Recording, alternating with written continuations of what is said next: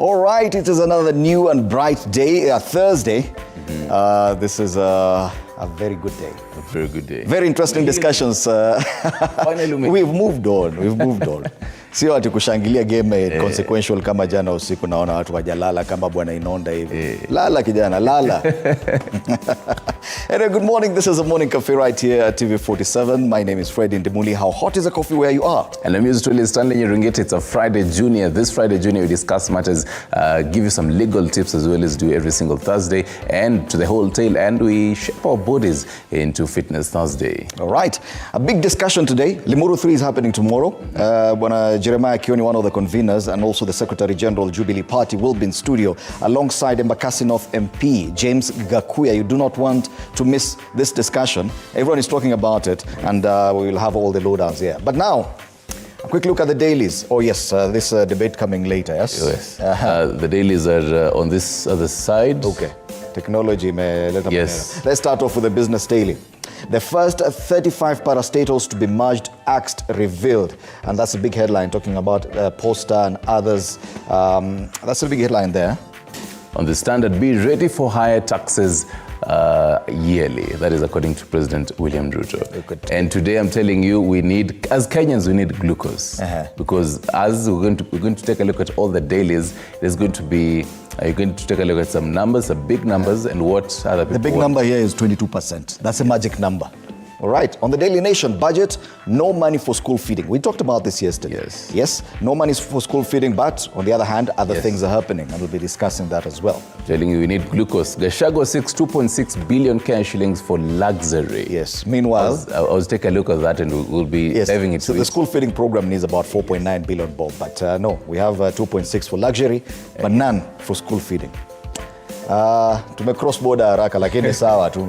Tutarudi hapa. Acha tuangalie zile za Kenya. Za hapa nyumbani. Hasla bwanyenye. Yes. Now get this. I like that image. Bwanyenye. Shilingi milioni 2.1 za kufua nguo peke yake. Nguo lazima zingari. And we have the Star. And the Star is big split in Mount Kenya as Karua leads Limuru 3. This is the biggest discussion. Today, the Star is on point. I agree with them. Yes? And yes, now we can cross the border and see what's headlining in Uganda. The New Vision talks about 2026 polls. EC to use new NIRA data. Interesting, but I talk about the elections. Incidentally, President Yoweri Museveni is in Nairobi for a 3-day state visit. So do expect some rough traffic as well. That's a New Vision. Okay. Tumalizane na Uganda kwanza. Yes. Parliament to vote on new taxes today, and well, similarly, juxtapositioning what is happening in Kenya matters taxes as well. Museveni is in Kenya. I think they're just consulting on matters taxes. So yes, Parliament to vote on new taxes today. So him coming over and saying, but the way you said something about yearly, so what is happening, right there? And now into Tanzania, bajeti uchaguzi kulinda haki za raia. They're also talking about the matters elections. This is the one I was looking for. Jinsi interneti ilivyorejea na kuacha kilio. Finally, they have internet in Tanzania, so at least they've pushed it to a smaller highlight. But it is still there. In Kenya, it regained also? In Kenya, we've not really suffered. There was a bit of a slow internet, but have you felt it? I did yesterday. Just yesterday? Yes. You were trying to text someone, ikakata. I was trying to simp someone. It saved you. It saved you. You should you maneno ya simping hatutaki hapa. Yes, ESC turns to tech to curb $6 billion illicit trade. Okay, so when they say, $6 billion. Dollars, yes. Yeah. New employees, promotion, push up, home affairs, budget, electoral body to set up, register, but still matters transport. And illicit trade there. On the Citizen, they've moved on from the internet story. I think after they got their connection back, Tanzanians are happy. Let's take a look at something else here. Now getting into the weather and seeing how things are going to be looking like. Now all the maps are looking green. Oh yes. That red and yellow has gone. Eh? So let me, so this is for tomorrow. We're taking a look at that, but let's take a look at what to expect for today. On Thursday, and just click on it and zoom in and see which parts. Well, at least as you're saying, some very minute bits that have between 70 to 80 there, and also 60 to 70. That's some above average. Those are very minor bits. But then a majority of the country, minimal, -1 millimeters. A lot of green around this area. Yes, so and that whole bit between 10 to 15, particularly into the evening hours, some very light showers. Very light, because I felt those drops at around 6 p.m., but nothing to, you don't even need an umbrella, really. Unanyeshewa kidogo. If you wanted to cry, it will just oh yeah, you cry in the rain. Yes. I can see now you're growing as a man. Unataka kusema kitambo. Unalia hapa tu mbele ya watu. Mimi? Hapana. You're highly burning. Let's get into the traffic now. Okay. Quickly, and I can see a red somewhere here after ABC. There's a traffic situation. This is just before you get to Westlands, a bit of a slowdown there. This is Waiyaki Way, and it appears Waiyaki Way into town, there's a bit of a problem there just before you get to Westlands. I'm not so sure what's happening. This is towards town, but it's something small. There probably an incident, a traffic incident that is causing that, but hopefully it is resolved before we get to around 6:30, because if it's not, itakuwa shida. So Waiyaki Way is looking good apart from that section. The other bit that I'd seen a bit of red is on Jogoo Road. Yes, Jogoo Road, you can see Makadara, just before you get to that St. Stephen's roundabout, it's red. So it means that traffic is already heavy. Traffic building on the entire Jogoo Road, because even after that roundabout, all the way to City Stadium, it looks slow. And into town, Haile Selassie Avenue, Landis Road is also a bit slow. The other roads look very friendly. Mombasa Road is looking good all the way from Lolongo into town. Nothing to report there. Langata Road 2, looking good. All the way to Timol, it's looking good. This is a section, and yes, I think Jogoo Road you got an issue. Yes, bits of red along Ngong Road, but these are small pieces there of traffic snarl up. It just looks like matatus carrying passengers to town. Yeah, heading to town. Heading towards town. So nothing much to report there. Thika Road.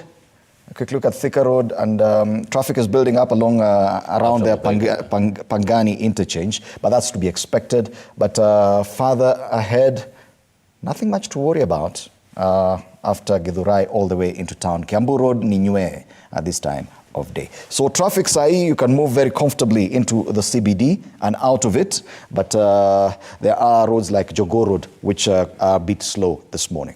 All right, some 9 minutes past the top of the hour. Let's give you what to expect in our news diary. There are a couple of bits for today as well. So first off, as you are leading earlier, President William Ruto is expected to host his Ugandan counterpart, that is Yoweri Museveni, today in State House. So the two will be basically discussing some bilateral discussions, bilateral engagements between the two countries. So we do expect what to hear from both, the presidents, and we'll be giving you some live coverage on that in our subsequent bulletins during the day. Let's get into the quotes now. And you remember former Director General of National Museums of Kenya. His name is quite ironical to what is happening today, Mzalendo. Oh. Yes, okay. Kibunja. He'll be appearing before, him and 7 others will be appearing before the Milimani Anti-Corruption Court, where they're charged with corruption. So the charges with the conspiracy to commit an offense of corruption, abuse of office, and conflict of interest. That is something that we'll be keeping an eye on. Meanwhile, Wiper leader Kalonzo Musyoka will help distribute essential items to more than 1,000 families. That will be happening in Mavoko constituency in Machakos County. So Wiper leader Kalonzo Musyoka will be accompanied by a couple of Azimio leaders as well as MPs. Now, apart from the whole, because we've seen this earlier on in the week, did see Martha Karua also do the same, and also Raila Odinga also do the same in Mathare. But then apart from the whole giving out food items, we'd expect some political mentions and statements here and there. I mean, majorly keeping an eye also on what some Azimio leaders might say concerning the Limuru 3. Okay. Yes. The fact that there are a couple of politicians there, we do expect some politics. Something else that we'll be keeping an eye on today, by the way, is International Day of the Boy Child. Oh. Oh, yes. Happy International Day of Boy Child. Yes. Yes, and concerning this, so African Boy Child Network will today hold a national convergence petition works, which will start from Sitam Valley Road all the way to the National Assemblies. What they're doing is, what they actually want to do is present a petition to the National Assembly to create a task force that will formulate a policy to mitigate crisis of the boy child, among other prayers. For a long time, we've always been talking about empowering the girl child. So this is a whole important day to just mark the boy child and conversations around the boy child. Okay. And speaking about walking, the final highlight just giving you. So Nairobi Professionals and Residents Group and PRG has planned a protest, rather a whole peaceful demonstration around Jivanji grounds to protest, among others, inadequate urban planning, corruption in City Hall, loss of amenities due to unchecked development, as well as the whole forceful evictions that have been happening after the whole heavy rains in the country. So that is something else to check up on. And this might actually cause some slight traffic around that particular area, because quite a number of people have been invited for this, Nairobi residents. Have been invited for this. So if you're going to be using that stretch, CBD, particularly getting into town via Jivanji Gardens around that area, this might cause some traffic snarl up. That and much more coming up in our subsequent bulletins. But first, before getting to the whole newspaper highlights, let's take a look at Today in History.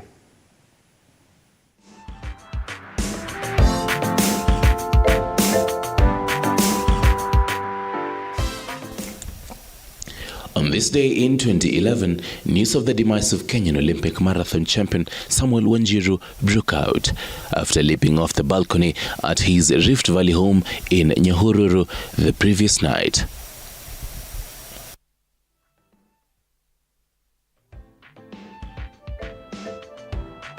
All right, and now it's time to get to the dailies.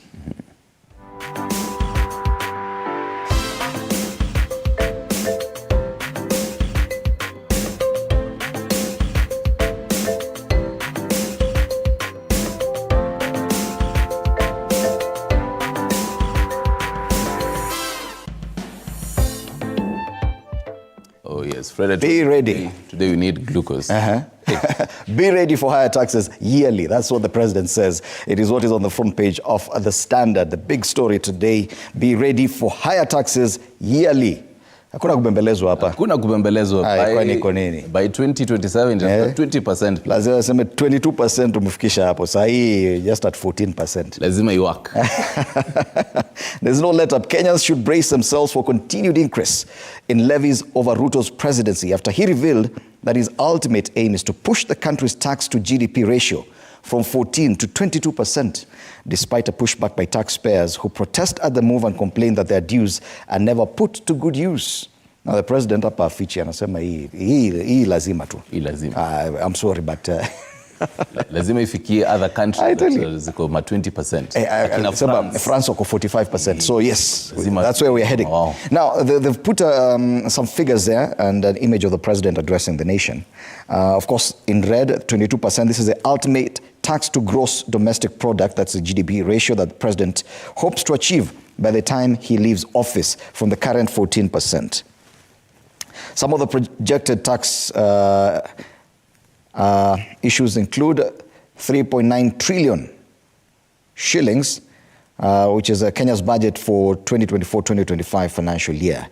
273 billion reduction, yes, but lazima umlipe tax. Kwingineko, expected budget deficit that will be bridged through borrowing is about 541.7 billion, and total revenue comes to about 3.4 trillion. That's a big headline on the front page of The Standard. Other stories, a special report there on tales of broken hearts as hyped projects stall, and they include projects that have launch plaques, abandoned equipment and material, which are littering construction sites and at the mercy of scrap metal thieves. After the president's plan to transform counties appear to veer off track, with billions of shillings already pumped in. Unfortunate there, but it's a special report on The Standard. Another highlight, and this we'll be discussing later, school feeding program shocker for 2.6 million in funding cuts. So no more school feeding program. There's no budgetary allocation at all for that. Meanwhile, there's confusion in UDA as CS Kuria enters Limuru 3 fray. This will be our big discussion today. Do stand by for that. We flip the paper, and Manchester City. Guardiola says Man City do feel the tension of title race. Meanwhile, there's desperation on the other side for Arsenal. But you never know. Points lead, fantastic. We still hold on to faith. That's a standard this morning. Right now, I think Manchester United are Buri FC, shameless. It's actually shameless. In loss. Oh, yes. In your loss, you're still glorifying yourselves. Anyway, on to the Daily Nation. No money for school feeding, and they say failing children. Millions of learners from poor families in some 26 counties risk dropping out of school starting July after the Kenya Kwanza government, which promised to double beneficiaries of the free meals scheme, withdrew funding for the program that has helped boost enrollment and class attendance. More on pages 6 and 7, and they tabulate the school feeding program in primary school special needs education, as well as the junior school special needs education. So they're putting out how allocation was 0. Requirement for the primary school special needs was about for the school feeding program was 4.933, 622 for primary schools, junior schools 453. And the funding gap about similarly the same. I like the way they've juxtaposed the next headline with the main one. Yes. So budget, no money for school feeding, but Gachagua's office gets 2.6 billion shillings for renovation cars. And some members of the National Assembly have raised questions over the proposed allocation of some 2.6 billion shillings to the office of Deputy President Rigathi Gachagua. The next financial year to renovate the DP's Rambe Annex office and current residence. Among the figures queried by the Committee on Administration are 460 million shillings earmarked for the refurbishment of Harambee Annex and another 660 for the renovation of his residence. I think, Fred, this doesn't come as a shock because some time back we're taking a look at some figures to renovate and just buy new curtains. For the same office, so it doesn't really come as a shock. Then, I think it's just an extension of that same story because all this was being budgeted for. So even those stories were being done, they were talking about proposals, budgetary proposals for this, unless it was a supplementary budget at the time. But yes. This coming even as the boss saying we need to live within our means. Take the money from the children, school feeding program, and then we build these offices. Ni sawa tu. Ni sawa tu. Ileo tuseme niema. Other highlights on the front page, a couple of highlights on this front page of Daily Nation. The right scroll matters dispute. They say Eliud Kipchoge dragged in court of matrimonial land. And this has to do with the ownership of a multi-million shilling property pitting Joyce Kimosop Komen against her husband, former 5,000 meters world champion Daniel Komen. Before we get into matters sports, at the very top scroll, help end salary protests by JSS. Teachers, Kupet asks members of parliament. That is on the back page. I'll be flipping to that in a few. But then into international matters, poll shows Biden and Trump neck and neck ahead of November US elections. They're going to actually be having a whole debate together next month, I think the 12th of June. So that is something, if you're really interested in US elections and US matters, US politics, check out on that. On the sports pages, City still crucial win as Premiership title race goes down to the wire. That is, more coverage on the whole Kupet bit, and JSS is on the back page. But let's take a look at Business Daily now. On the Business Daily, they talk about the first 35 parastatals to be merged, axed, revealed. At least 20 chief executives risk losing plum jobs. Treasury, Ruto Economic Advisors lead reform discussions. The Treasury and President William Ruto's Council of Economic Advisors, up onto David Ndia na Kwanga, have identified an initial set of 35 parastatals that will be merged or wound up under the International Monetary Fund, IMF-backed restructuring that could see at least 20 CEOs lose their plum jobs. Now, some of these include POSTA, Commission for Higher University Education, Sports Kenya, Kenya Copyrights Board. This is according to the front page of the Business Daily. You can read more on that paper.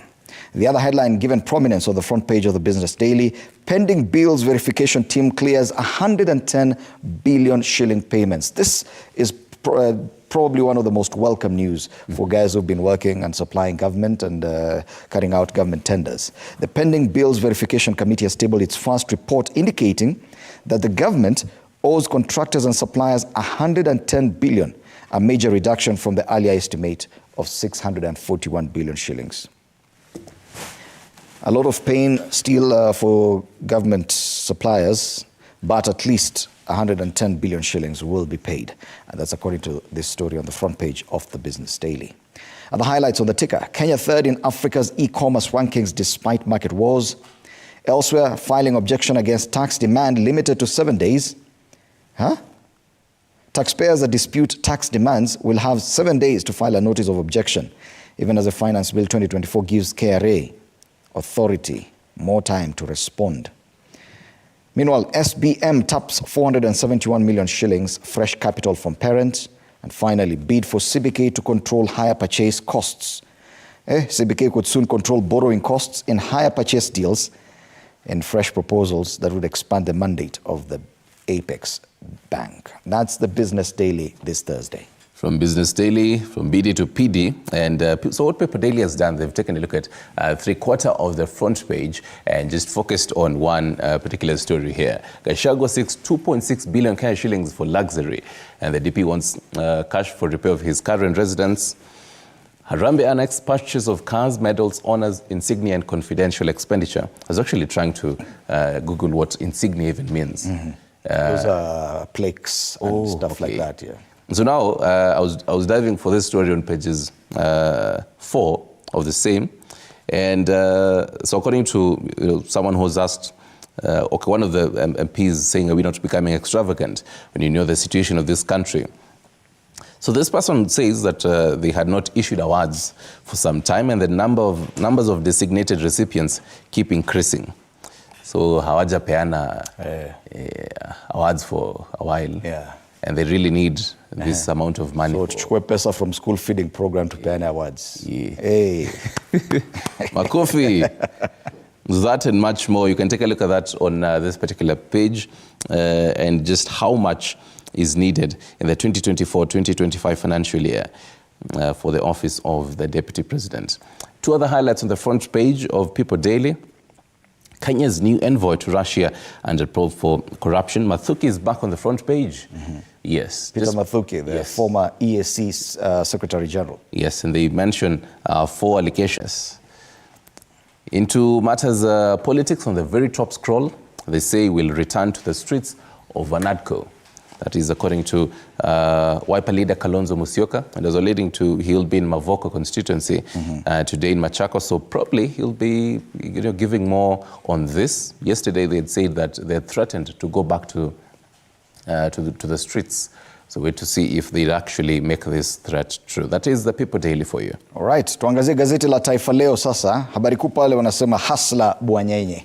Afisi ya naibu rais kupata mabilioni ya matumizi wakati mgao wa lishe shuleni unaondolewa kwenye bajeti. And that's a big debate. 2.6 billion shillings for the deputy president for whatever reason, but at a time when we don't have money for school feeding program. JSS teachers are out here protesting. Meanwhile, ubadhirifu. Wabunge wametilia shaka bajeti ya zaidi ya bilioni 2 inayopendekezwa kwa afisi ya naibu rais Rigathi Gachagua katika mwaka ujao wa matumizi ya fedha za serikali.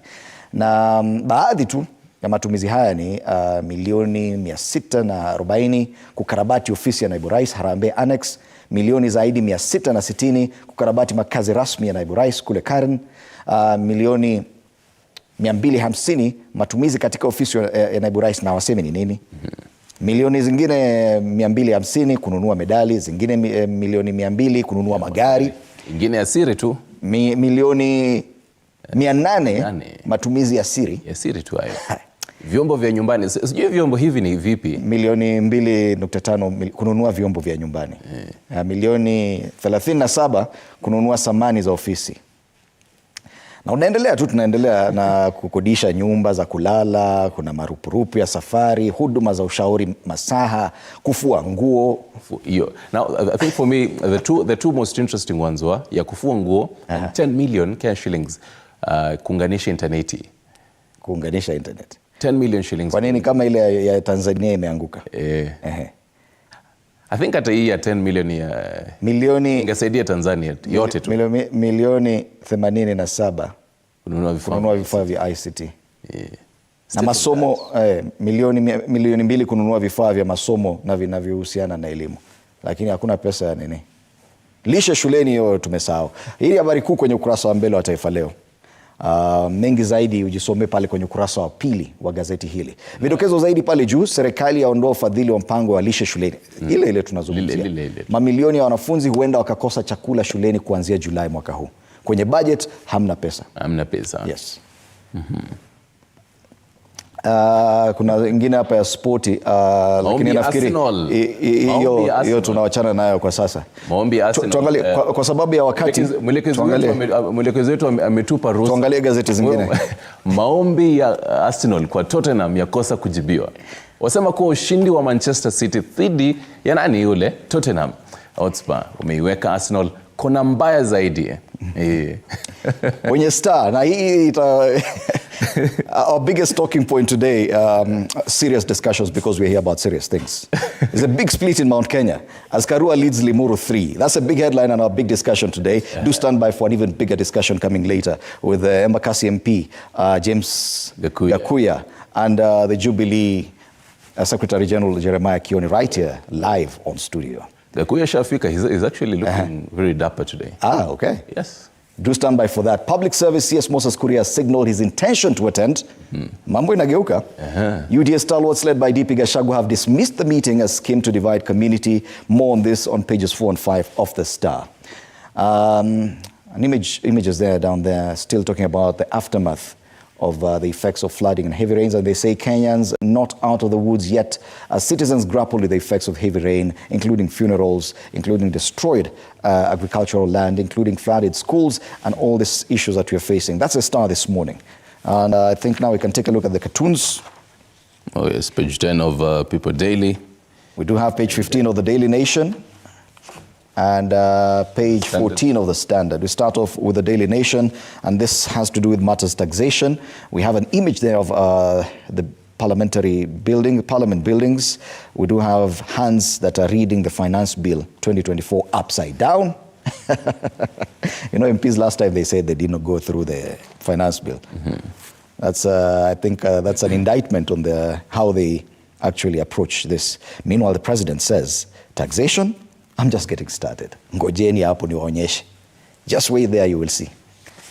On page 14 of the Standard, matters striking intern tutors, and it would appear that intern medics are just handing the baton of protest to intern tutors. So doctors ended their strike, but now we have fresh industrial action from intern teachers. Gamzo's returned. Oh yes, this is not Harry, this is someone different, yes. The usual Gamzo. On to page 10 of People Daily, Stano's take on the cartoon, huge crocodile there, and there's a gentleman rushing out of the mouth of this huge crocodile. The crocodile is impeachment, and they say, phew, call me Linturi, the cat with 9 lives. Aliponyoka. Chupu chupu. All right, these are just some of the headlines that we'll be looking at with our panelists on State of the Nation. Today our focus will be Mount Kenya politics, but we'll also be looking at some of these highlights, especially on taxation and budgetary allocations with my panelists. So do stand by for that, and you can be part of this conversation through our social media pages on X at TV47 News and on Facebook TV47 Kenya. My Twitter handle, or let me just say my Twitter handle. It sounds funny when you say my X. My Twitter handle is @Indimuli. And Nyaringita _ on X as well. And at TV47KE on Facebook, 22047 is our SMS number, and 0795-045-864 is the number to call in live, or you can actually just WhatsApp us, 0793-267-279. A State of the Nation coming up as well, and some legal tips at the very, around 8 o'clock. We're discussing matters, the whole debt collectors, ulijipata pabaya, and you don't really know your rights. We'll be giving you all that. Right here at Morning Cafe, don't go too far.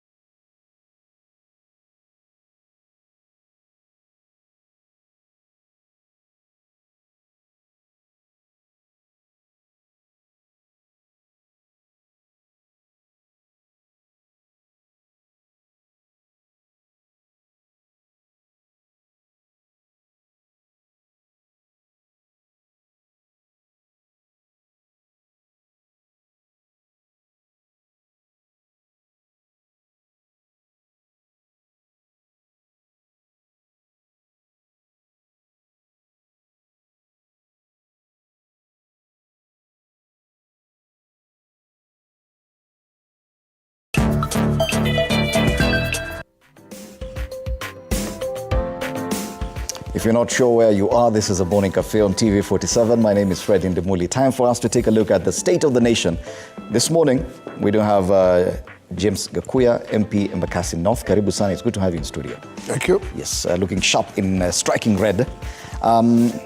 We do expect Jeremiah Kioni, the Secretary General of Jubilee Party, to be joining us for a big discussion around Mount Kenya politics later on. But there are quite a number of headlines that we cannot dismiss, especially with regard to the taxation measures, the tax proposals as contained in the Finance Act of 2024, and you being a member of the National Assembly. I think it would be nice to get your sentiments on some of this.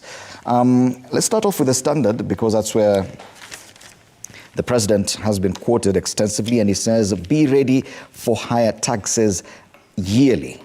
Now, Kenyans should brace themselves for continued increase in levies over Ruto's presidency after he revealed that his ultimate aim is to push the country's tax to GDP ratio from 14 to 22%, despite a pushback by taxpayers. And he says, when I came into office, and this is a direct quote, I told everybody to tighten their belts. I'm not going to preside over a bankrupt country, a country in debt distress. We have to cut our spending.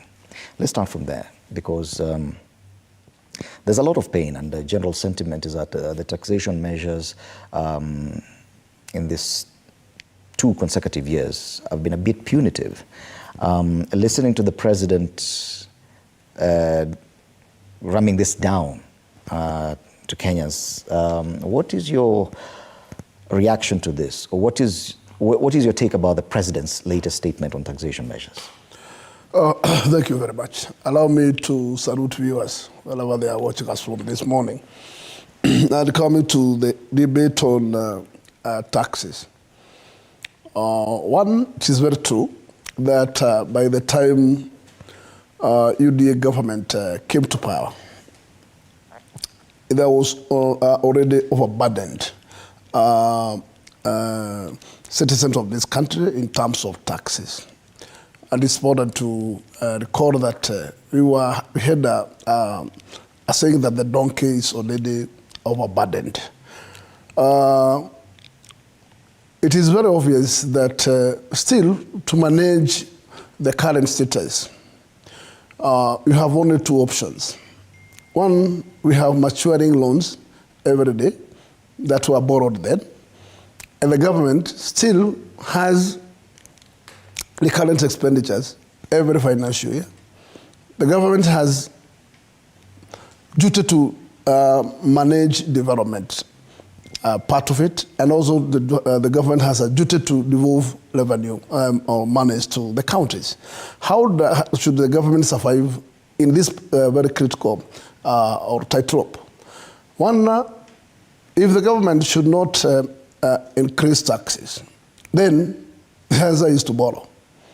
And once you keep borrowing every other day, at the end of the day, who will come to pay these borrowing loans?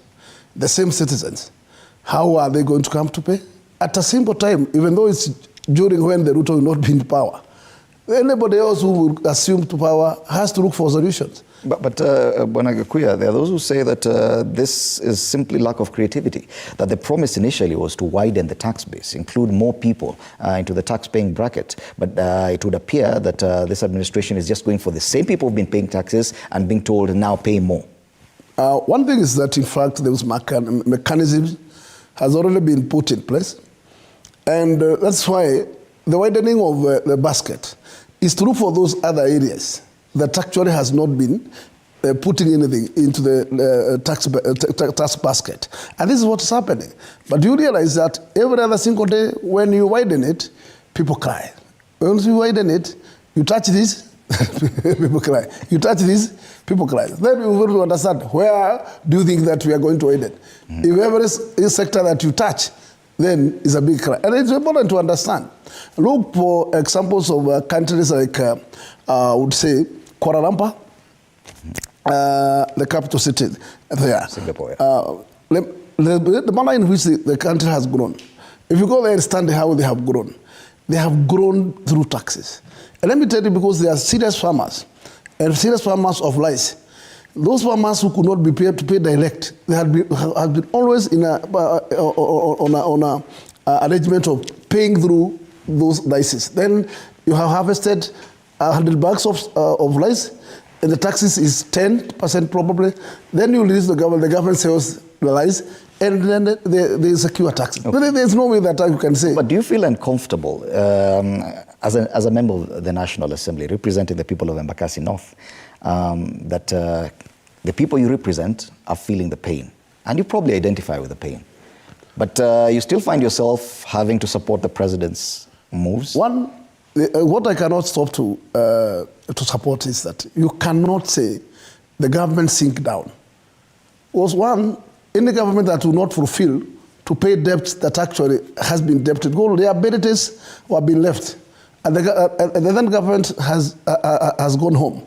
Then the current government has a duty to stand with those debts to the letter. And there's no choice because you inherit liabilities. Okay. And I can tell you for sure, you have no choice as the current officer because once you fail to do those obligations, then you will be under what we call red tape, and you cannot be able to secure any other single loan worldwide. Okay. Number two, you must retain the name that actually you are capable, the country is capable of paying loans. Number two, it is also important to look at the other sector that you should not put the thumb to the neck of the same Kenyans. So there has to be a way to strike this. Find a way, and especially me, I have been always saying, where you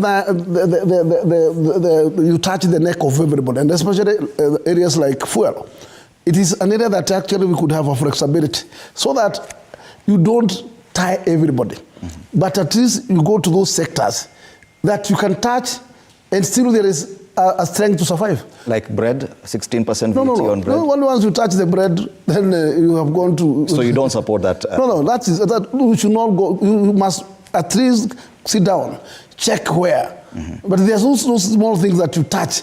You touch the same hustler that actually has been fighting for. And then the chorus of hustler nation comes to an end. Mm-hmm. So it is, you have to find ways. But there is those areas you should not touch. Okay. Yes. And you've mentioned the hustler, and there's this image of the deputy president on the front page of Taifa Leo. They call him Hustler Bwanyenye, because the other route would be reduce government spending, appear to adopt more austerity measures, don't be so lavish about it if at all there's no money. But we are not seeing that from government. This is the kind of communication we're seeing. 2 million shillings ya kufua nguo. And 800 million shillings matumizi ya siri. And this one, probably it's justified, there must be justification to it, but the way this is coming out on the front pages of the dailies, what message does it send to the Kenyans who are supposed to pay taxes? One, I would say that in fact, this has to start from the top. Because if we want to reduce costs, then we must reduce costs from the top. Because as much as we want to say that reduce travels, reduce what, it has to strike from the top. Because you must have to, we must fit ourselves into a very linear way of surviving. And there has to be cuts. Mm-hmm. And the cuts have started there. And but one thing I would say, yes, there was a clamor the other day that actually the State House has been getting a lot. And we are doing what we call innovations that are costing so much. But I can say one thing, that's an area that actually we should not, because State House is public office. It's public, because Ruto is not going to stay there forever.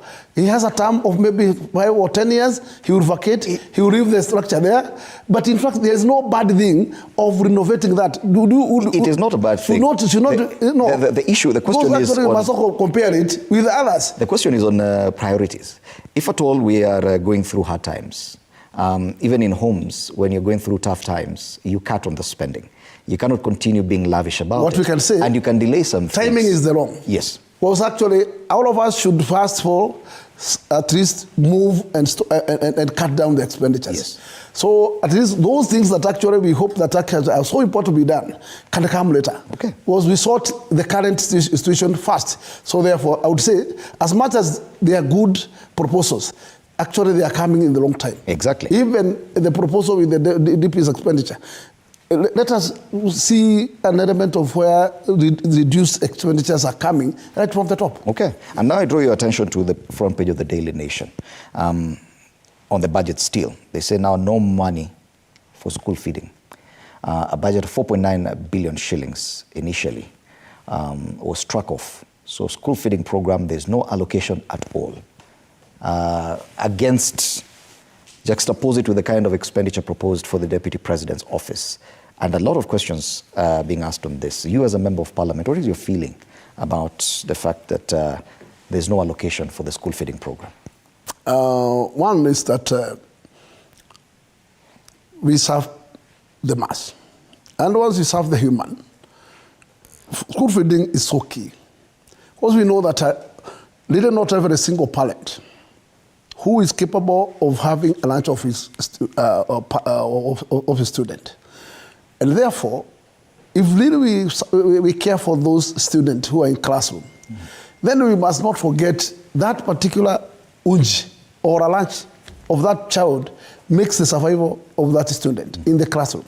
So I would say, as much as priorities has to align, full school feeding program is a priority, and there's nothing to substitute with. Okay. So the budget planners, the budget framers must look at the areas where they must chop and fill that gap. You are a Kenya Kwanza member of parliament. Of course, yes. This finance bill of 2024 is already before the House. It was tabled, I think, earlier this week or sometime last week. Now it is, the ball is on your court. No, one thing that the current situation, which is that it's under the departmentals. And then the matter to do with the school feeding is under the departmental committee on education.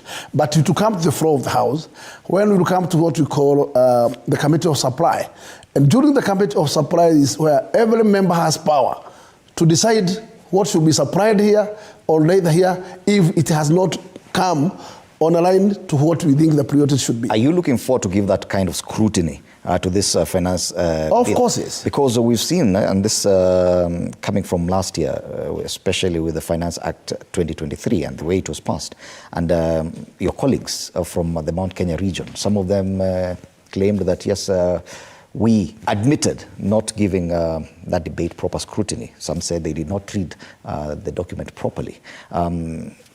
What is your take on that kind of... One is that it is important for members of parliament, wherever they are, to have independent mind in terms of decision making.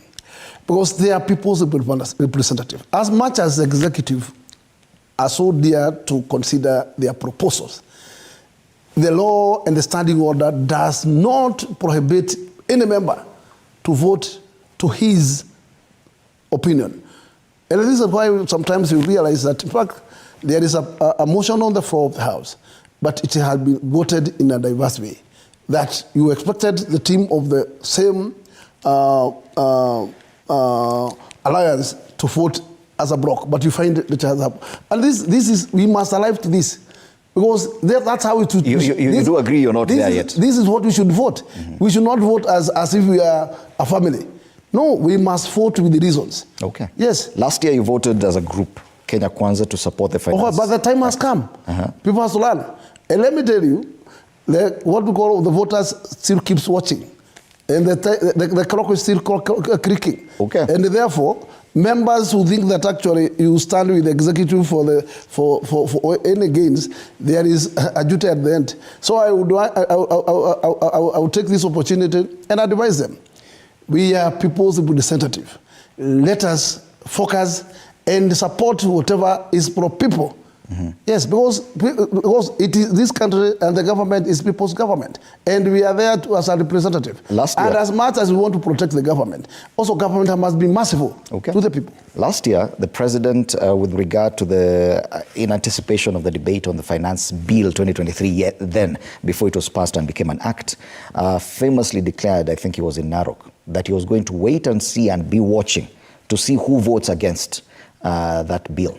I can tell you. This year, just as we anticipate debate on this one, he has made a declaration. I just want to respond to you. There is nothing like such kind of threat. Everybody was elected from his constituency. It was not even the influence of the executive to be elected where you are elected. And if you are under, every other time you are under godfathers, then you can die in the time. So you must associate yourself with the party that you have been elected by. But the rest must not appear. But do you think that the president's declaration that he will continue with these taxation measures to a certain target? He can. Do you think this could actually affect the debate on this bill? If he can be able to click the numbers, he still can. But it's the choice of the members to decide whether to go his way or to go the people's way. Because I'm sure you'll be called for a parliamentary group meeting as Kenya Kwanza members, and you'll be asked to vote a certain way. Because the president has already declared himself on this matter and pronounced himself so clearly. Do you think it is possible to go against what the party leader wants? It is very possible. You know, We've not seen that it has been up until always now. a healthy debate, even during the PGs. And don't think that actually people are dictated. Even when the head of state calls for those PGs, he pleaded with the people. But there's no any element of command. Never. Wow, interesting. Well, the president has declared that he will push on with taxation measures every year until Kenyans get to the ultimate 22% tax to gross domestic product GDP ratio. That he said yesterday. Whether or not this will affect the taxation measures contained, the proposals contained in the finance bill of 2024. Let me just add a idea there and say, yes, the president is for the good of this country. But also, he must also recall that actually he is elected by the people. And there has been people, this is a people's-driven government. Then always seek the approval, seek the people's approval at every stage. And that way, you move forward. Okay. Yes, don't dictate to them. Okay. The other issue was on the other proposals for 2.5% motor vehicle use tax. And I know you represent a lot of businessmen within Nairobi, and this could affect directly, especially the matatu sector. SACCOs that have, and matatu owners who have a fleet of vehicles. Have you considered this, and what is your sentiments on the same? Number one is that I cannot stand to say that vehicles should not be taxed. There has to be as a portion of tax. But what can be dangerous is exorbitant tax. That actually you just pin something to that. One, these vehicles pays taxes through fuel. Then there are taxes in their licenses. There are taxes in their PSVs. There are various number of taxes. Therefore, put something minimal. Do you think 2.5% is reasonable?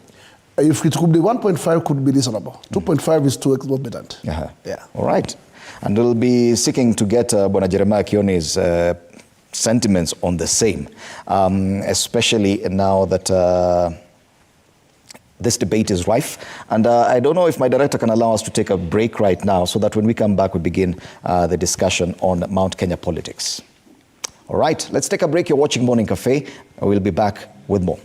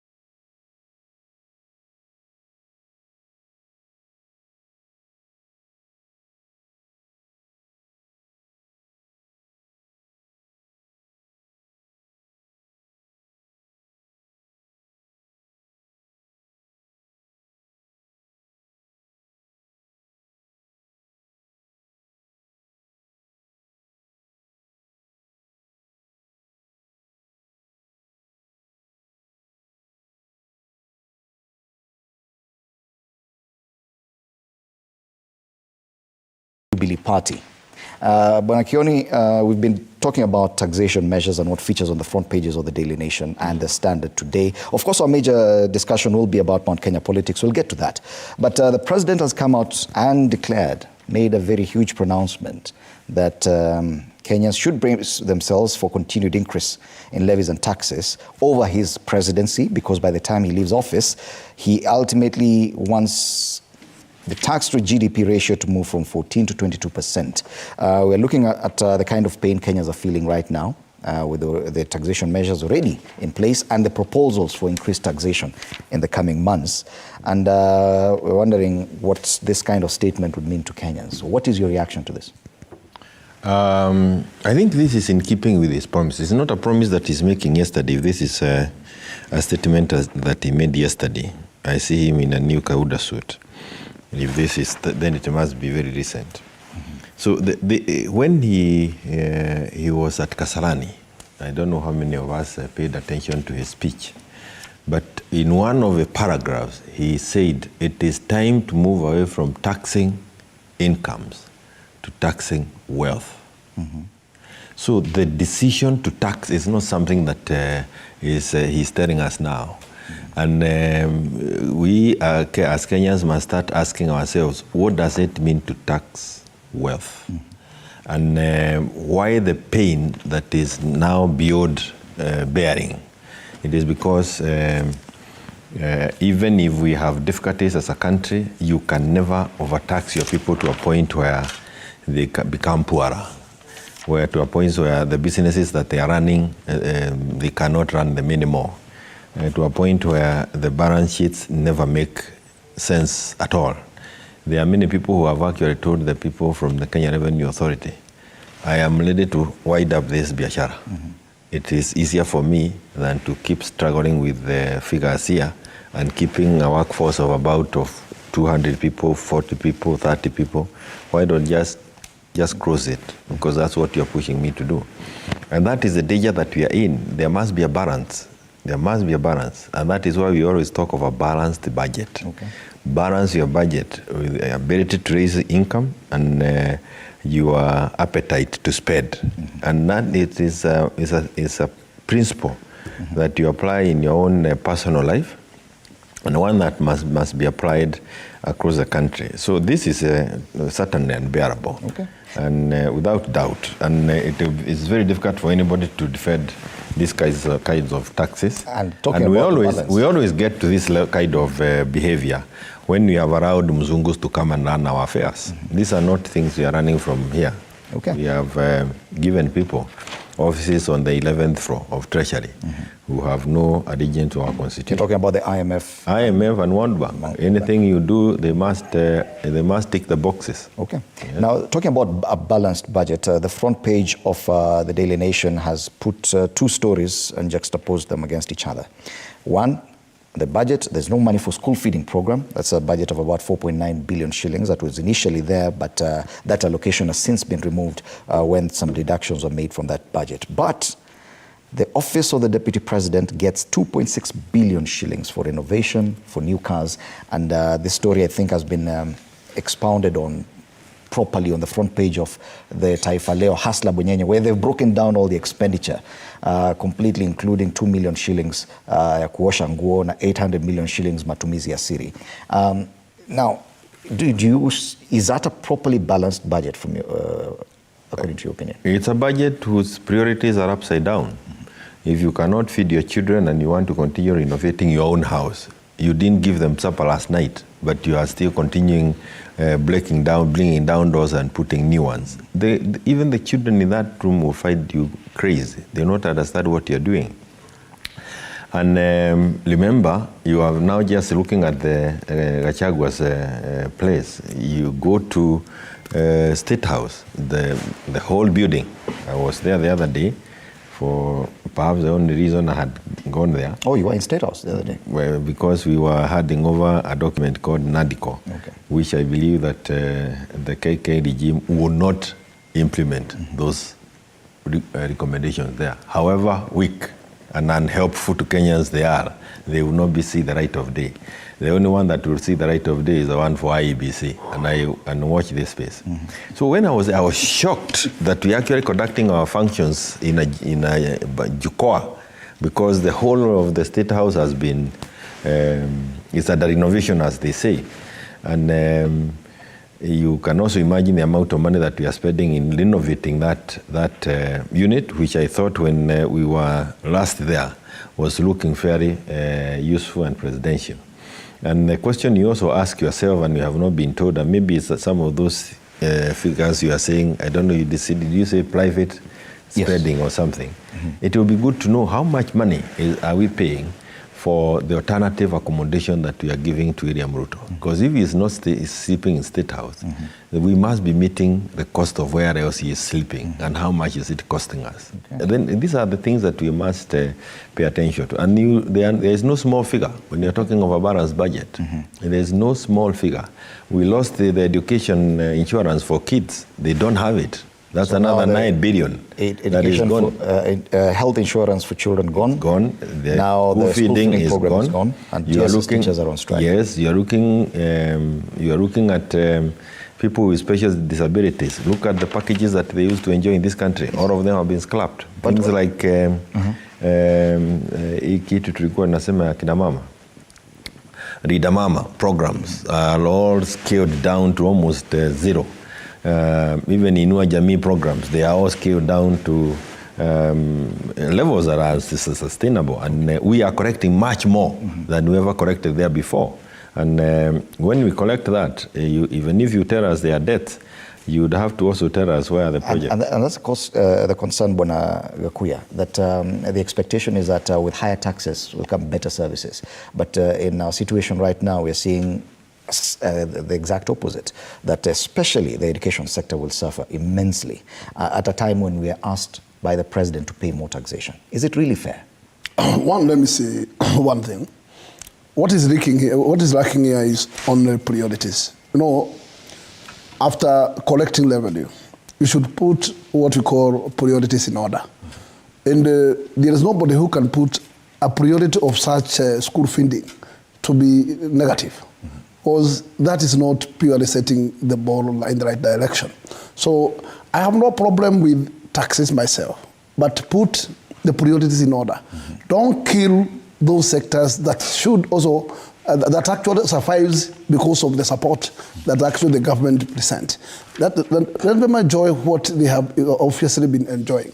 Number two, don't also kill sectors, because these cuts has also affected various number of sectors, even in the government, where areas like trade, industries, when they are totally crippled, then you fail to understand where do you expect to generate revenue from if you kill those particular sectors. So it's important to put sectors in order of priority, make sure that those key pillars to generate revenue or to build economy, give them priority and give them funding. Education is one of those key sectors.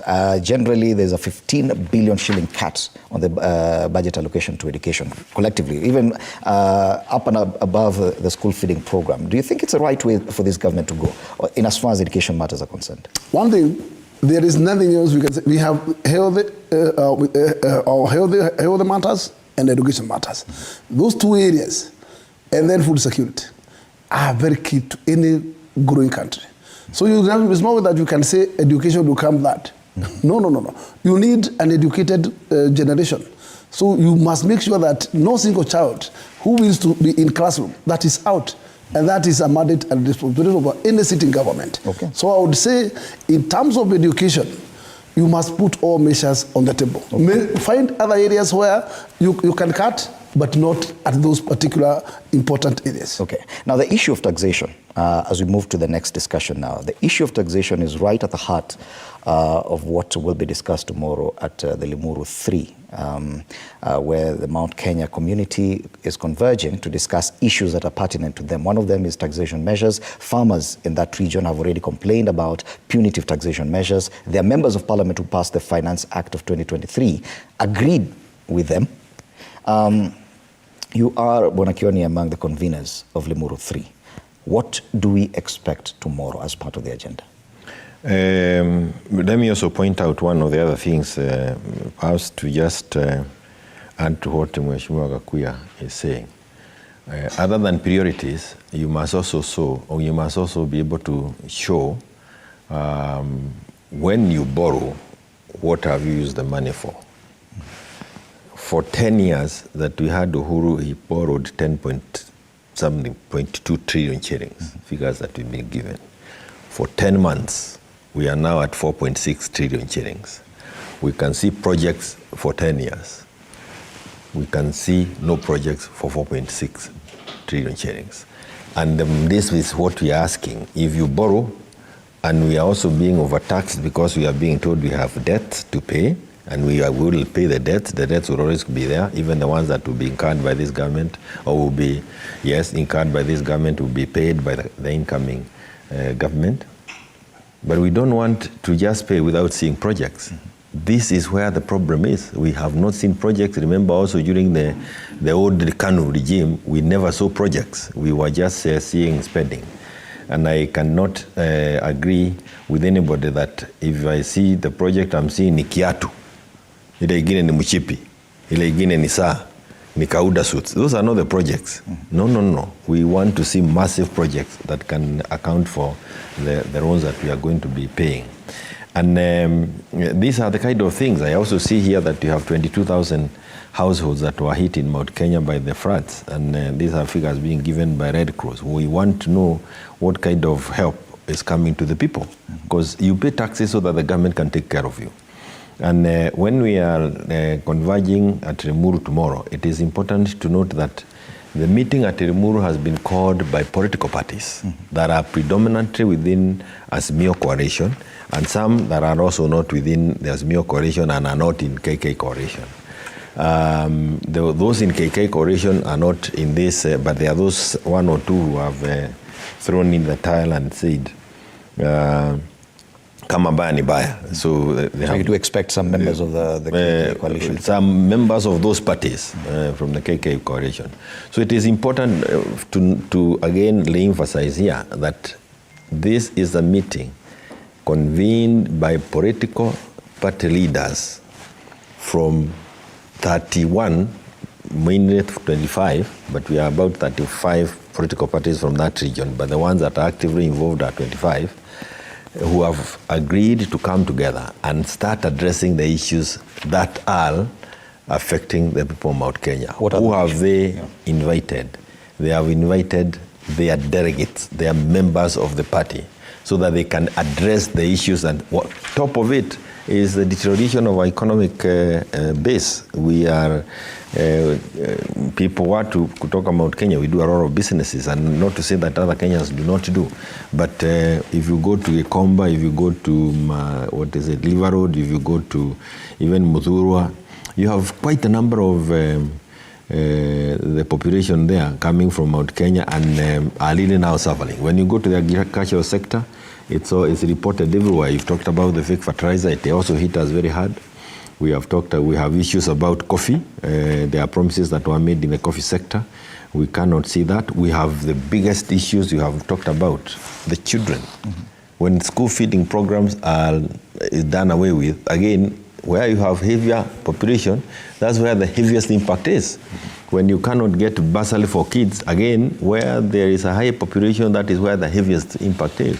So the policies of this regime have hit us very, very hard. And we have reasons to come together and talk and push back, because we have to push back. Yes, Bwana Gachagua, listening to all this this kind of agenda, it resonates very much with what you've been talking about and being on record about. Issues around taxation, issues about the welfare of people in Nairobi and the constituency you represent. As an elected member from the larger Mount Kenya region, it would be expected that this is a forum you would want to be part of. Will you be attending? And if not, why not? One thing, nobody has invited me. And by that virtue, I will not be attending. Number two, I'm not against the forum. It is very healthy. Matters that are to be discussed in tomorrow's forum are very okay, very valid. to the community and to the entire country. Because if there is something that actually pitching you, it is important at that point to sit and just discuss to know, are we in the right direction, where we are? And if not, what are the fallbacks? What do we need to do? And at the end of the day, yes, I have no problem with, I've seen our CS Moses Kuria indicating that he'll be attending, which is very okay. He is a cabinet minister, and he represents the image of the government. So when he's there, it's very important for him to respond to some of the questions that may float at the floor, because he sits in the cabinet. He understands what happens. Any discussions that have been held at the level of the cabinet, he's very fast to. And in case of issues to do with this what we call cost of living, let us all note that, in fact, the cost of living has not started beating us today. We have come along the journey. And for sure, cost of living, we should not only say that it is hunger. Because hunger itself does not mean that that's the cost of living. But the cost of living is the whole some sector where you find, yes, things like anything that actually we can call food at household. When you have 500 shillings and you cannot be able to buy a unga and half kilo of meat, then it tells you it has become tough. And listening to you, Bwana Gakuya, you seem to be agreeing. You're in agreement with this forum and everything. So I throw it back to Bwana Kioni, because would it be right to hold this forum without the elected members who represent the region being invited? Bwana Gakuya says there's no invitation from you. I want again to emphasize the persons who have come together. I could even tell you the genesis of this meeting.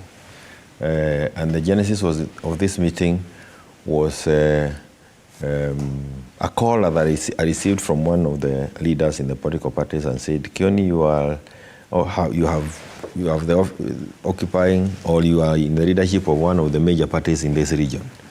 Call us together. Let us talk of issues. Call us together as leaders of parties from, not now as, there's a difference between political party leaders and political leaders. These are political party leaders. The parties that give tickets to the leaders to go to parliament, to go to the county assembly, to become governors and to become senators in elected positions.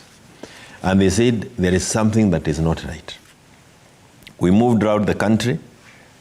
We did last year. I went to more than 10 counties myself, saying that we have a very dangerous, in fact, a disastrous finance bill on the table. And the measures that we are seeing in it will leave our region on our knees.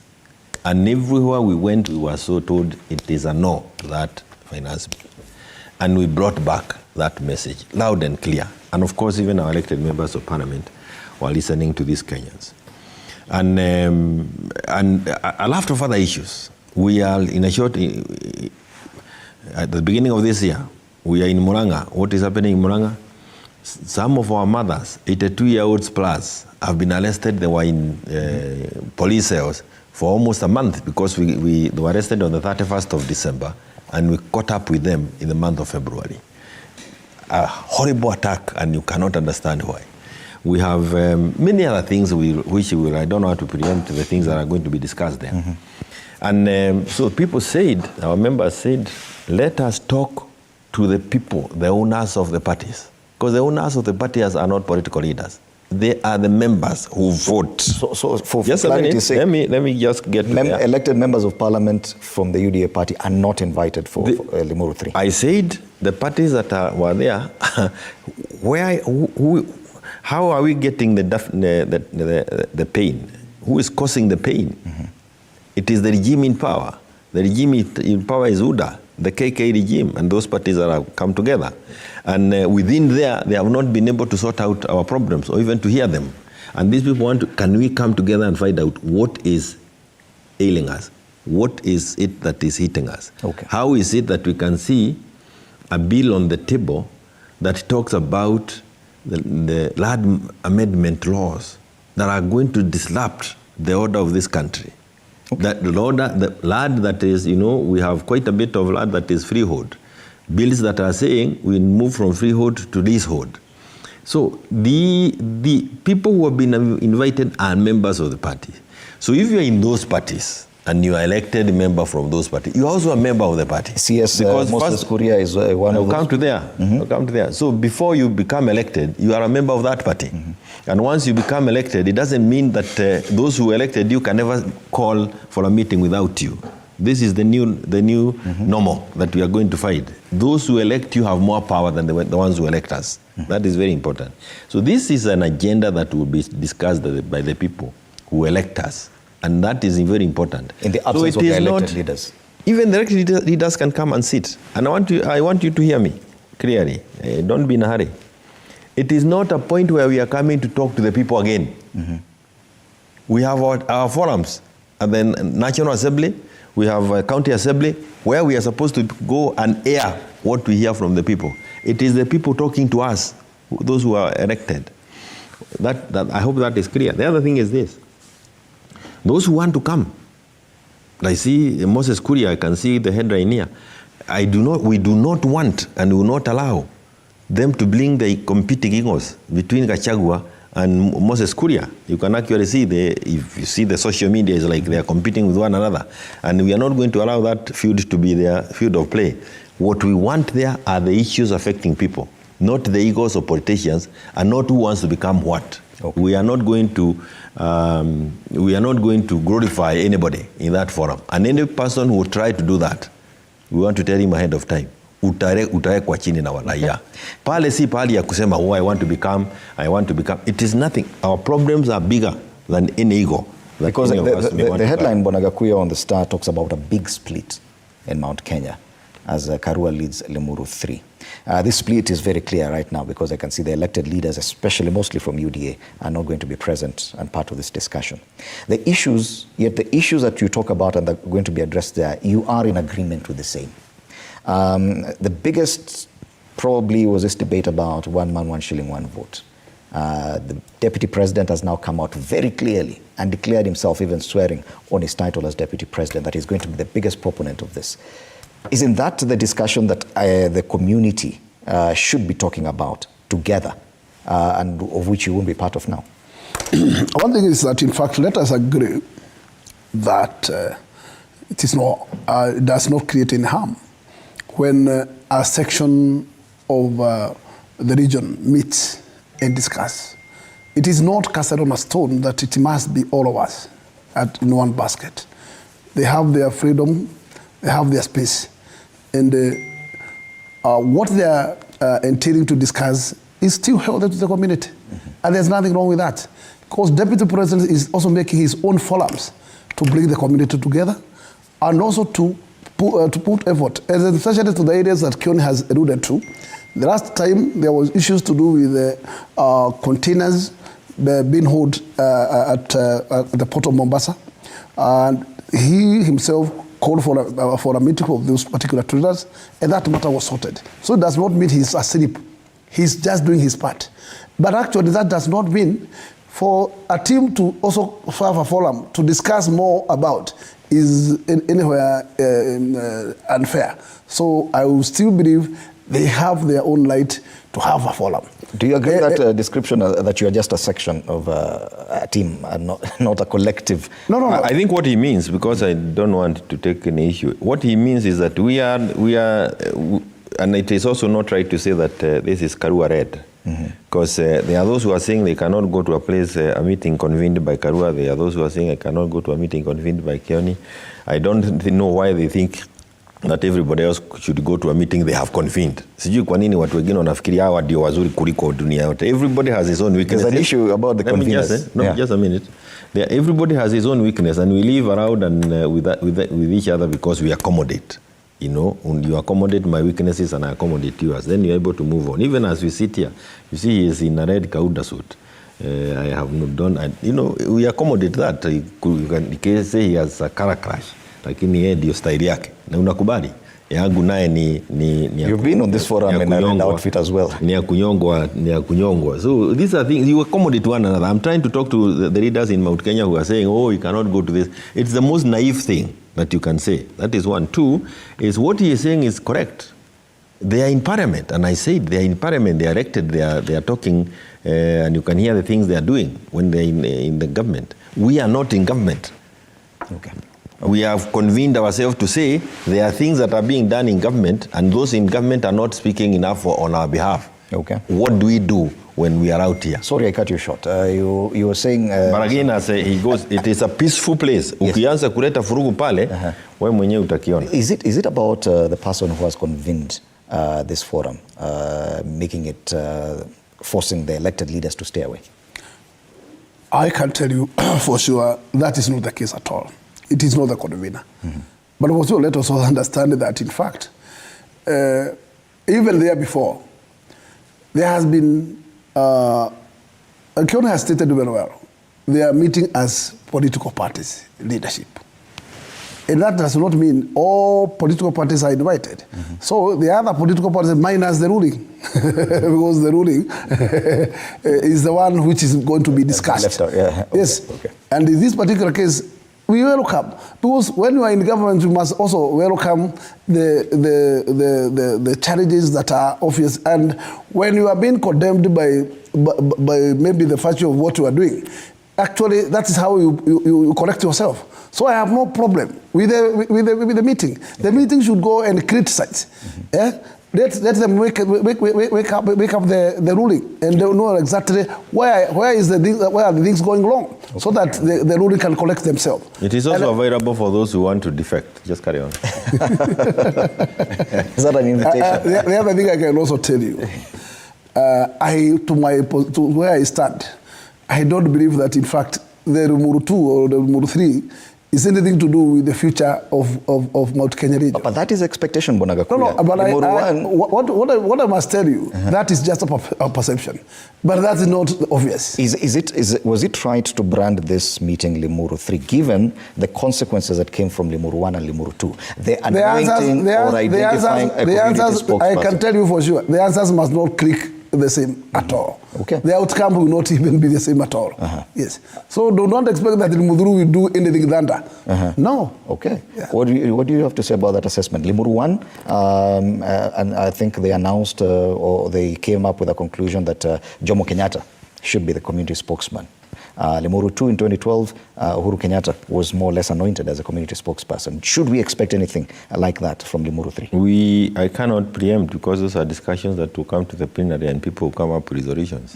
Yeah. So it is possible. Wacha tuone Wakenya watasema nini. Right. But ideally we are talking about the issues that are hitting us. We are not out there to go and glorify an individual or declare a person as a presidential candidate or better than the other. But it is possible that if at all it's part of the discussion, that could be a declaration. We have agreed as parties that is not part of the discussion. At all? It is not part of the discussion. What if the people, because you say it is the people coming to talk to you, what if the people the agenda will not be put on the agenda will be clearly put on the table, what it is that we are talking about. And wananchi wenyewe wataanza kusema. Ukisikia mtu akianza kusema mambo ambayo you will not hear somebody talking about who is going to be elected 2027. We will talk about the order in our community without doubt. What about anointing a spokesman for the community? We will talk about how do we want to relate to one another as those 30 plus political parties. Those are issues that we would want to talk about and see what kind of a relationship would we want to have, so that we can be able perhaps to address our issues better. Okay. But politicians and who is going to be politicians, a political leader, hiyo maneno haitakuwako. But we also need to ensure that this onslaught on our culture, the Kikuyus had many ways of mobilizing themselves culturally. Cultural mobilization was key. But we can see coups being organized all over. And that's the thing we do not want. That disruption is only meant by people who would want to enslave us forever. Okay. And we can also see intentions to make us dependent upon others forever. So all that, these are issues you will hear. Wewe mwenyewe utasikia, but I don't want to preempt. You've talked about the deputy president, who, and I said earlier, has made very curious declarations in the last few days, especially on resource allocation. And you said that that could be an indication that he's also encountering some opposition probably, or some other forces within the ruling party. Kindly clarify on that.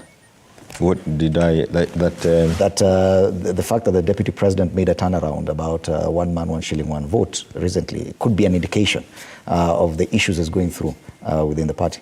You see, when something is factual, you can never wish it away. When you talk about the one man, one vote, one shilling, which was contained in the BBI, build up to 2022 elections, it was demonized, and people termed it that Uhuru does not want to go home. We are looking for a position for Raila. But it has come to haunt those who are in office now, that the resources that we were talking about are resources that were going to be used by Kenyans, whether you are in power or you are not. And it is very important to have the capacity to see beyond the need to get elected, because that document, which was viciously fought by the regime in power, was not meant to benefit any of us, whether you are in power or not. It was meant for the ordinary people who are going to feel like they are being served by any regime that comes, or any government for that matter, were properly elected into office, that will be managing our affairs. So without that document, you will always, the people being served will always feel inadequate. And I am not surprised to see that those who are now in offices are getting themselves to answer the same questions.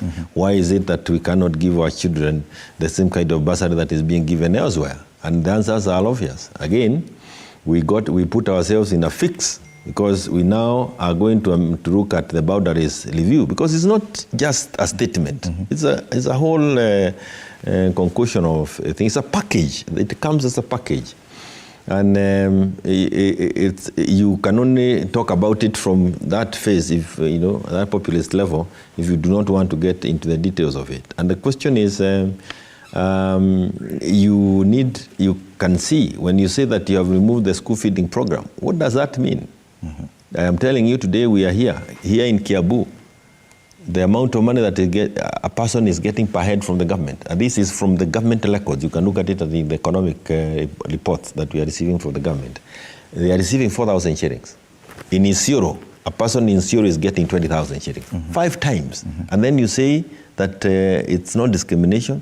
Okay. So it's unfortunate that we fought that, but we are waking up to that realization. It's also important. But it is a significant, yes. Eventually, it is something that will need to be addressed by all of us. It is a significant shift, Bonagakuya, from what the UDA government stood for. This debate about one man, one shilling, one vote. There's been jitters and murmurs about it in Mount Kenya, but the declaration from the party leadership was that discussion should not continue. Seeing the deputy president come out and reintroduce that and say he will be the biggest proponent of that kind of debate, that changes everything, even within UDA. I want to let us agree on one thing.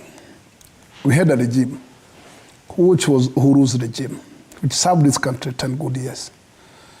I am not saying that actually he had no goodwill to bring that particular proposal to action. But there were also hindrances toward that election. If the BBI we are talking about, as much as it was so good in some areas, then it finds itself a death knell. And due to maybe some issues that were silently inside, and of which maybe probably were found to be so naive that if you allow the whole document to pass through, then there are areas, because like that's how judicially obviously killed that particular document. Because actually we had proposed a ombudsman office, which was coming to be master of the... I thought the case before the judiciary was on who introduced the bill, and they said the president cannot be the one to... But I can tell you for sure, if the judiciary had nothing to obviously there is no way the judiciary could bring a petition by their own. But since the petition found its way to the judiciary, then you obviously guess the obvious.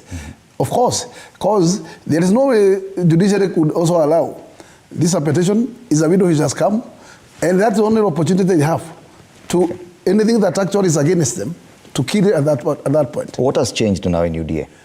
I believe that, in fact, even though actually there before there were serious clamors against that particular bill, there are areas that actually both the parties or both sides has agreed of good progress to the country. One is that the creation of maybe the positions in the executive, that was expansion of executive. It has been the proposal in the BBI. Okay. Currently, it is also what the current government is implementing. Currently, we have a chief minister. And that proposal was there as a prime minister position in the same BBI. Also, today we are in the ad hoc that actually Kioni is talking about, not sure whether it will be implemented. It is talking about also reviving the office of the official leader of opposition. This is just to make sure that it is an issue of it is inclusivity. The 1 man, 1 shilling, 1 vote debate, because even in Sagana, when the community's leaders were called and the president was present, the expectation was that that would be the discussion, but it did not happen. The guidance of that meeting was that that discussion will not be entertained at that level. But so I'm wondering what has changed? I can tell you for sure. Those I attended the PGs, and the issue to do with the 1 man, 1 vote came in one of the PGs. And the head of the state was very clear. He's not against it. Please take it. Actually, he may say by the virtue of words, and probably the heart is not there. But I can say from his point of advice was that in fact he's not against it. It's only that actually that matter came even to the NANDOC. I don't know why Kionian was part of it, never supported it. Because it also appeared there. Okay. So you say the president is also a proponent of the 1 man, 1 shilling, 1 vote? One thing I can tell you, this is a jitters of a kind. Wherever you are in power, you also look for areas that are of concern. And I'm telling you, why do you think that Raila Odinga defers this particular element? In terms of population, Luos are many. In terms of population, Luyas are many. In terms of population, Kambas are many. It's not only the Kikuyu who are many. So why do you think that actually sometimes it brings issues not to allow? Okay. Does it have the potential? The reason is political. Because you don't want to lose those particular sectors, those areas, those regions, which also benefit. And by protecting it, you must kill the proposal. And do you think the reintroduction of this debate by the deputy president will bring... It may survive or not survive. Will introduce those problems? I can tell you, to survive, they must also get support of the rest of the regions. Okay. The Mount Kenya region itself cannot make the whole proposal go sail through at all. The numbers can't allow them. Okay. Yes. Bwana Kioni, this is part of what will be discussed at Limuru 3, I'm sure. The debate around 1 man, 1 shilling, 1 vote, because revenue allocation countrywide is a big discussion. Do you feel that probably that declaration by the deputy president helps your agenda in some way? I think there are many issues that he has raised that I don't think I have even time to respond. But let me tell you, when you talk about the office of the leader of opposition, when you talk of the office of the chief cabinet, which is really the prime minister's office, when you talk of many other things that you have mentioned, they require constitutional amendment. What was being done at NADICO is really something that will come to pass, and go through my comments about the NADICO. I presented the BBI report to the NADICO team. There was no goodwill at all from KK. Zero.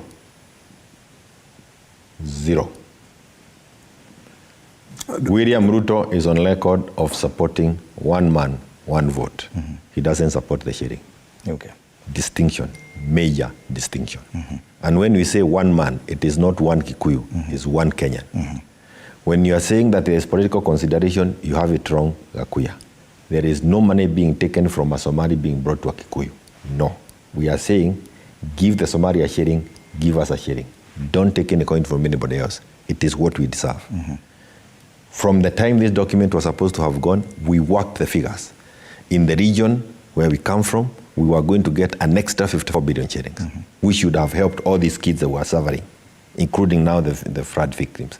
We have lost 54 billion shillings every day, every year, since 2018.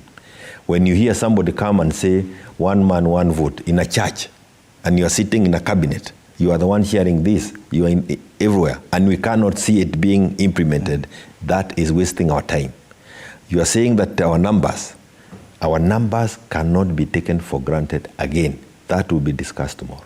We have an 8 billion block vote. And the problem is that we speak from very many houses, and we are being taken advantage of like fools. When our children are not going to school, they are not going to be fed now by the government, but we are paying taxes. And we are not saying that there is anybody who should be denied a coin going to him so that it comes to me. No. If you hear somebody saying like that, that is a fallacy. But now we are only saying, there is 1 shilling for every Kenyan who votes and is a person who is a citizen of this country. Okay. Now that you are in convergence with I'm trying to emphasize again, because you know we have ways of manipulating. The man is not a Kikuyu. Yes. The man is a Kenyan, and the man carries the woman. Okay. Now that the deputy president and the president appear to be at a point of divergence on this, as you say, the president is for 1 man, 1 vote. The deputy president has come out to say 1 man, 1 vote, 1 shilling. That in itself props up your argument. This point of convergence with the deputy president, who's a senior most government official. Do I know where you should start? You should put the members of UDA from Mount Kenya regions together and tell them that the document, the finance bill that is before them, this time including the budget, does not answer to the policy of 1 man, 1 vote, 1 shilling. Vote it out. Well, that declaration, according to you, is not enough. It's not enough. Then why go to a church? Kwa nini lazima uwe kwa kanisa? Do you feel that probably pressure from the Model 3 forced you to say that? Of course, without doubt. We would have said the things we are going to say in churches. Okay. But we are not going to say them in churches. We want to say them there. And the messages then must be taken to the people. Okay. And we want our people, our leaders who are elected now, to be answering to those church things when they go to churches. Okay. Whether they get the answers from the Bible or wherever they will be, let them go to the Bible verses that to support. But Gachagua, do you agree that Limuru 3 has caused quite some discomfort within the group of elected leaders from the Mount Kenya region, and including the deputy president himself? I don't believe so at all.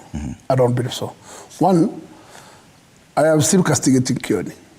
Well, Kioni has been all through in the government, in the last regime, including being the Secretary General of the ruling party then. He had all the mandate to bring issues in the finance bill of the last regime. He should not dictate today, is when the deputy president should force it. So if there is something to run from, it could have been emanated from his time. But actually today, you cannot criticize who are in charge of the government today that they are not doing.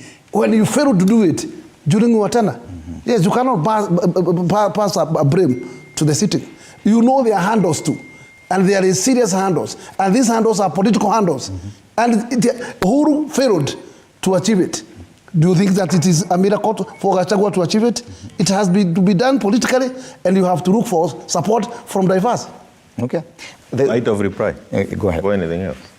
If you want to be a good leader, you must be a good student of history. This is not a journey that was started yesterday. And this is why we have a problem with the kind of leadership that we have, because it is very fearful of the history. If you need to understand, you will need to look at where did we start in the 80s, in the 90s, in the 2000s, before we came to 2022 and these handshakes. When you look at the handshake between Raila and Uhuru, as a handshake looking for perpetuating the stay of Uhuru or creating positions for Raila, when you look at it from that naivety, very minimally, you minimize issues to that level, you lose it. What was crucial when we came to 2020, the 2010 Constitution, it was another handshake between Kibaki and Raila. We gave ourselves a new constitution. When we came together in 1992, we were able to remove the Section 2A. And we can go on before we come to the handshake of 2018. The 2018 handshake between Uhuru and Raila was a continuation of the making of the constitution that we gave ourselves 2010. Remember, we all agreed when we were voting it in, there is a 20% that is not done, and it will need to be amended as you go on. And we give ourselves a 10-year period within which to look at the issues and refine them, including the constituencies that were not sorted out. Okay. They will not be sorted out on the floor of the House. Zero. Okay. In any case, even we as a community will be very naive to think that they can be sorted out on the floor of the House where you don't have numbers that are representative of the population that is outside. Okay. So it was very important to get the other side of the political divide to buy into your idea and you buy into theirs. And that is why the BBI. BBI was a document that brought in the concerns of the people from this side of the political divide and this side of the political divide. And we came together and came and said, yes, even this issue of sharing of resources has not been fair. Okay. Let us address it. That was the handshake. So when we lost it, and then we are saying it is not possible to achieve it, I want to confirm to you, it is not possible. Okay. You are not going to achieve it because you are naive. You never saw what was been achieved. To agree on they are not going to achieve it. Yes. And this is why we have to agree outside. You agree with that assessment? Let me finish so that you can agree with it. Because they were cornered, they were conned with promises that were fake, and they are now telling us that Ruto has agreed to this policy. Wait and see. If we had assigned to that policy, we would be seeing it in the budget. But what we are now seeing is actually more pain being occasioned on the same people who are saying little resources are coming to us. Okay. One thing that I will still deny whatever Kioni want to present here, because they only want to create a picture that in fact we were conned. By who? This was a political match. They had their candidate. They have both the government and the opposition going together. We had what we call freedom to choose. We choose to go the Ruto way. They choose to go the Raila way. And at the end of the day, whether they won or lose, the Kenya still moves on. This is the regime which is current and which Kenyans decided to elect. And they cannot put the blame here that actually we are going in the wrong direction. Because during the whole tenure of 10 years of Uhuru Muigai Kenyatta, was it just the last minutes of BBI when they realized actually things are going wrong? Okay. Was it the only time that actually he can start to say here that actually the bill was beaten and there was no any other way of fallback? I can tell you, the Uhuru tried with what we call the Senate almost 4 times to vote for it. It never materialized. So the battle is a long battle, and he must understand it is a political battle. Okay. And whether the BBI died, the solution should be looked into, but we cannot pass the blame. Okay. Now, again, when you are not a good student of history, you get it wrong. 46 out of the 47 counties passed the BBI. The National Assembly passed the BBI. The Senate passed the BBI. So I don't understand which Senate he tried 3 times, unless he's... but there was a bill in the Senate. Okay. And I tell you again, unless over the same matter. That's why you need to be clear in your mind as to what it is that you are. Let's talk about leadership. BBI. Let's talk about... You have it all wrong. You need to go through... No, the issue of the BBI Don't even look for... the issue of the BBI... It was just shot by the court. Okay. That's why. Okay. Okay, let's move on to the issue of leadership. There are those who contend that what is happening right now is almost sort of a leadership vacuum within the Mount Kenya region, that the lack of a unifying factor, probably in terms of leadership, is what is the problem. Because even within UDA, we've seen splits, challenges against the deputy president.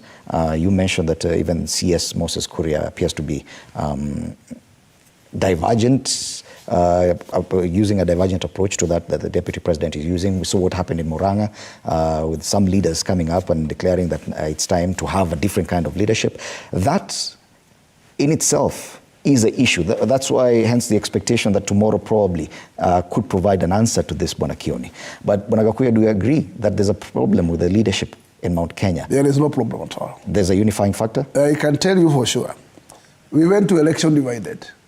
We had a sitting president, and which the community defied to move his way. And the community decided where to go. But there was a small percentage which also decided to die with the president, which is okay. Even tomorrow, we may not move to the same direction at the end of the day. But what will determine what is the majority's choice? Who speaks for the community right now, politically? I don't want to stand here to guess who is speaking. Okay. But the one who is in the government, holding the highest hierarchy of the position, to me, I would say, it was the choice of the community. Because we went for an election. And we had Gachagua and we had Madakalwa. And Gachagua's team won in the region. Okay. So I can start to say he commands. Okay. Do you agree with that assessment? And is that an issue right now in as far as a unifying factor for the community? You see, the things are deeper than that. Whether you have the leadership of the country or you are the one who has the highest position in the community in government, what matters to us is what we are feeling now. And we are feeling let down completely, actually abandoned. We are on our own. Disaster after disaster is being laid upon us. When our children cannot go to school, when our children cannot get a feeding program, when they have no insurance fund, when we cannot be able to take care of our mothers who are giving birth in maternity hospitals, when we cannot be able to take care of our old people, when our soils are being poisoned with fake fertilizers, when we are being given edible oil that is not fit for human consumption, that is more important than who is talking on behalf of the community. Those are the issues that we'll be talking about at Limuru. I don't think I want to get drilled into the issues of this. There is clear design within UDA of divide and rule, and what we must resist as a community. Those who are not elected, we must resist to being divided. Do you think that is what is happening within UDA? You have just talked about what they did among themselves at Muranga. He refused to answer to it. I have told you that clearly there is some, you can see they are trying to, they may want to make Limuru jukwaa yao ya push and pull, this Kuria and Gachagua. And these are not things we want. We do not want. We have also those who are not elected who are thinking that we are going to glorify somebody or anoint somebody to become the president of the region. No. That is, the issues before us are more weightier, are much heavier, and are weighing down on us, and will reduce us to slaves, beggars, people who cannot have a voice in a very short while. But with divisions, and we need, somebody needed to say, come together, let us come together, let us come together and listen together. Yes. But you must agree, Bwana Gakuya, that with this kind of splits, divisions, even within the UDA Mount Kenya leadership, is a cause for concern. What I would also say is actually political realignments, political ambitions are obviously held. Because you cannot stand to say you must stop somebody from his ambitions. As much as there will be over 10 maybe candidates in the coming election who actually want to get support from Mount Kenya. Remember last time, we had also Kikuyu candidates in Mount Kenya. But Kenyans, Mount Kenya decided to go to a different election. Therefore, we cannot stand here to castigate anybody, not to have ambition in Mulima. I cannot stand here to say the gathering in Limuru 3 is hell. They have their own choice to sit and gather and mingle, and their voice to be heard. And that's fine. That's fine, and there's nothing wrong with that. But that does not mean it is a direction we are going to take. I agree, and I think it is good to differentiate the forums. This is not a forum for competing for leadership. That is what we are saying. It's a forum for Kenyans competing to get their issues heard and addressed. Their competition of leadership in UDA, they should keep it within UDA. Musilete Limuru. The other thing is this: those who voted they no longer care where they voted. Remember, and I've said this and I want to repeat it here. There is no person in Kenya, forget about Mount Kenya, who voted for problems. Every one of us was voting, hoping that where I cast my vote, I will be served better than the alternative. Okay. Now the reality has dawned on us that we are not actually better. We are actually worse off than we were before, and we would want to now think outside that. So haijalishi ulipiga kura wapi. I know you've That is why we want to sit as a people. And I know you've said that you do not want to be dragged into the discussion about who's going to be the spokesman of the community, but it has been a debate that's not going away. Even before the 2022 elections, there was the coming together of Moses Kuria, Martha Karua, I think yourself and other leaders for the Mount Kenya Unity Alliance back then. It is a discussion that has always been there, that who speaks for the community. You do agree there is competition on who does that even within the UDA. You're saying it is not part of the discussion tomorrow without a proper leadership or singular. So what will be the unifying factor? You see, I don't know why this becomes an issue in our region. When you talk about Western, they have Musalia, they have Wetangula. They have similar issues as well. And with the Tawe movement. Now they have other emerging leaders. Hiyo maneno itaendelea. But what is important is there is no way I will not be in UDA. So when matters that concerns us are being discussed in UDA, we expect those who are there to represent us. If we think that they are not seeing our issues addressed, we need to discuss them. It doesn't mean that because you are the deputy president or the deputy to William, we cannot sit and discuss. And everywhere we sit, you must be there. No, that is not the case. And that's even when we are, just a minute. I mean, concerned to say, just a minute. Let me. It is healthy. Just a minute. Even when we had Uhuru as the president, they sat together at the William and decided that they need to drift from Uhuru's advice and everything. Was that the beginning of the... No, I don't know. I'm just saying, I'm just giving scenarios. And perhaps they now can see the outcome of it, what it means, where we are. If he actually wants to tell us that we are better off than we were, that again is it is a position he can take and a decision that he makes, which is okay. But then we are saying, tumepitia safari, tunaona pahali tuko, na tunaona zile shida ambazo tuko nazo.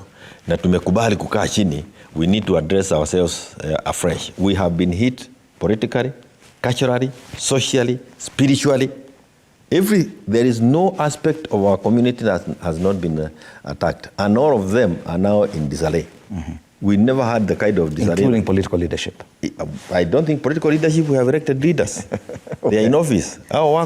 What we are saying is that they are not serving us. Okay. Yes, as we should expect. And he has said he has no problem with that being said, which is normal, because when you are not in government, those who are in government must expect others to... The government has to be criticized. Parting short, Bwana Kioni. Ya kwamba, we are at Limuru tomorrow, 17th. And if you have not been invited as a delegate, you can come. And we also, by the way, it is good to know that we will be addressed by people who are afraid of the mountain. We may get people who are saying, can I just come and say jambo? Okay. So you'll get quite a number of those kind of visitors. But it is a meeting convened by political parties, political party leaders from Mount Kenya region. And we do not want people who have nothing to do there. If you have nothing to do in the mood, don't do it there. Bwana Moses Kuria, the CS, will be coming. Will he be given an opportunity to speak? I don't know. Okay. Bwana Gakuya, final comment? I would just end by saying there is nothing wrong with making such gatherings, and they are very healthy. Those who think that actually their voice is not heard should gather, make their voice heard, and make their voice louder. And since the government is there to listen, maybe what we are doing inside there, maybe the voice is not reaching. So it's also important to have that extraordinary voice. So I wish all the best. I wish the You'll be following the deliberations? I will be following the proceedings. Okay. Yes. Now, I have no problem with them. Okay. Only what I would just end by saying, this will not tear the community at any way. Yes. Okay. Ambitions will not tear the community at any way. At the end of the day, the community has their own say. Okay. Yes. Niseme yangu ya mwisho. Wa Kenya, kuleni mkate leo kwa wingi kabla bei ipande. All right. Jeremiah Kioni, Secretary General of the Jubilee Party, and James Gakuya, MP Embakasi North, our panelists this morning as we deliberate on Mount Kenya politics. Thank you so much for your